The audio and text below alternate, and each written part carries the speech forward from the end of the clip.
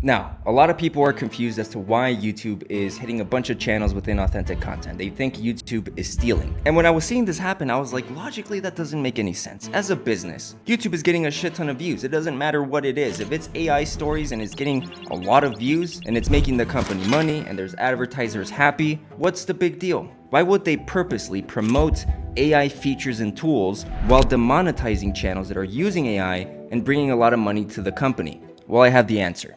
It's not that they're stealing, it's that they have to. If you don't know who I am, my name is Romayroh. I've been running Faceless YouTube channel since 2018. Since then, I've generated hundreds of millions of views, and I've made over $2 million in just YouTube ad revenue. I also own one of the biggest school communities in the world, where I teach people how to start Faceless YouTube channels using completely safe strategies. Keep in mind, AI is very new. Everything that we see every single day, Claude is dropping crazy updates. YouTube was dropping crazy features. TikTok was dropping crazy features. And Instagram was. But you know what they didn't do? Nobody dropped a feature to police AI, aka an anti-AI detector. That is until Article 50 of the EU AI bill becomes legally enforceable. And what this bill is, and why it affects YouTube, Instagram, and TikTok, is that by August 2nd, they need to prove that they have a working system that can detect AI-generated content. But here's the other thing. It has to be at scale. And if on August 2nd they fail to prove that they have an AI system that can detect and mark and label AI-generated content, they get fined.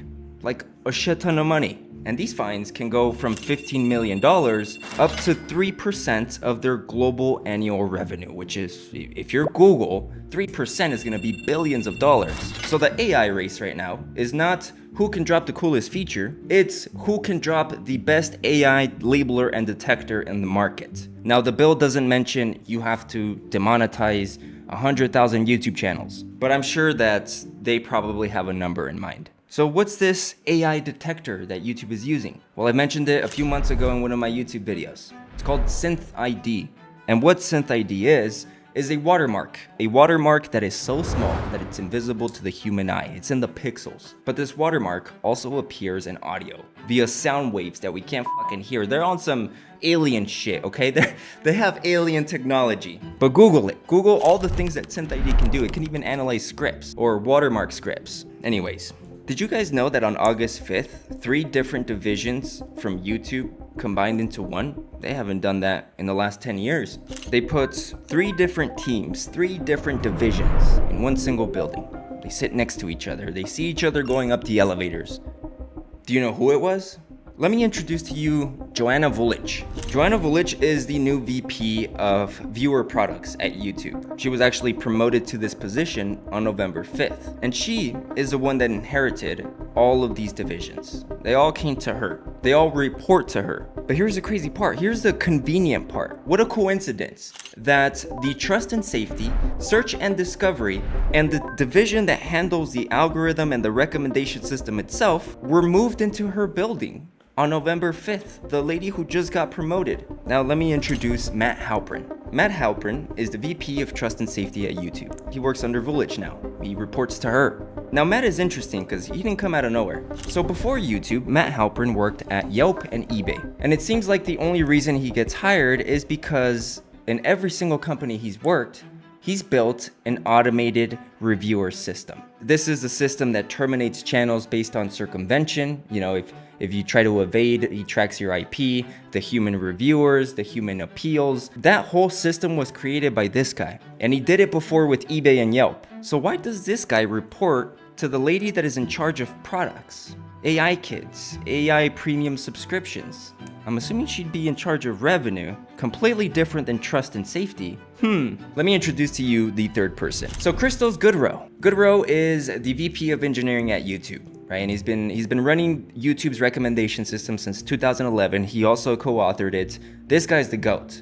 Interestingly enough, considering what he's accomplished, he also reports to Johanna. So my theory is that instead of building a new system that labels and detects AI software with SynthID, they just changed the recommendation system.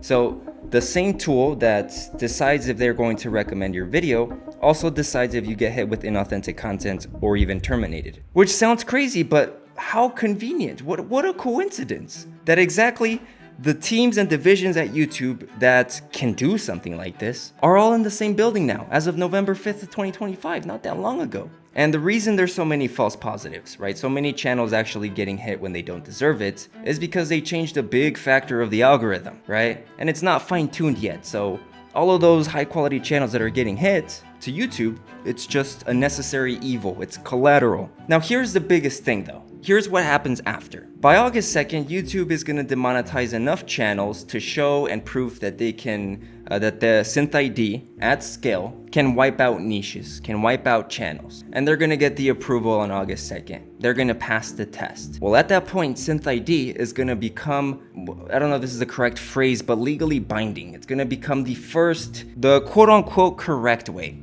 Meaning that from here, YouTube can demonetize channels that create AI generated content but don't use Google products. Because again, SynthID is only going to be for Google products like Gemini, Nano Banana, etc. So since 11 Labs, for example, that doesn't have SynthID, it's not a Google product, they're gonna run them out of business because they can't monetize on YouTube anymore. Google is going to drop their own version of 11 Labs, or even better version than they have now. And if you wanna use AI generated voices and you're not using a Google product that is backed up and that has a SynthID watermark, you're gonna be cooked because again, legally they have permission to do it now. Now, I don't think that's what they've done yet. I don't think 100% that's what they're going to do, but they can.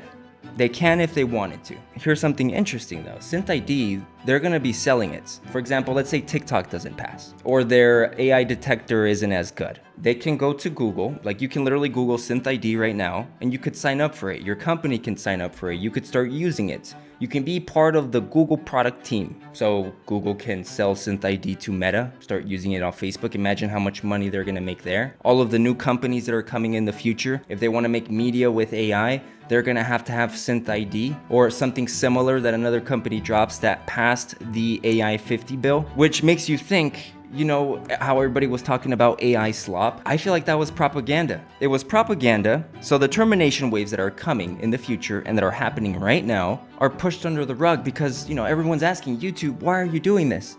Why are you demonetizing high quality content? They can shrug it off and be like, sorry, we're trying to get rid of AI slop. And from there, how do you argue with that? Now, nobody really gives a fuck if a video is made with AI, right? AI slop is just a term that was dropped by theater kids and just weirdos. But a huge chunk of content that's created on YouTube is made with AI. It doesn't matter, it's high quality content, it's accurate, it's what we're looking for. What's the big fucking deal? And I know that the majority of people don't care. They don't even know what's going on. They don't know about YouTube automation. They don't know about faceless content. They don't know what 11 Labs is. They don't care, they just watch YouTube. That's the content that's on there. But with a mixture of fucking idiots and pussies and the propaganda that may have been pushed, right? It made the perfect shield for them. And this is not gonna stop anytime soon. And they're doing this in batches, in niches. Right, last year it was politics. They did a little bit of celebrity news. They did the health niche. They did the religion niche. They also hit the AI avatars. Right now they're hitting 2D animation styles. Last month they hit AI stories. Next, who knows what they're gonna hit. They're going in batches though. The easiest ones to detect. All of these animation channels are getting hit. They're probably not using a Google product with SynthID. And if they are, they're not labeling their description or their video as altered content. From my research, the biggest wave is gonna happen in June and July, right before August 2nd. What niches are they gonna hit next? I don't really know, but you know, we'll see what happens. But again,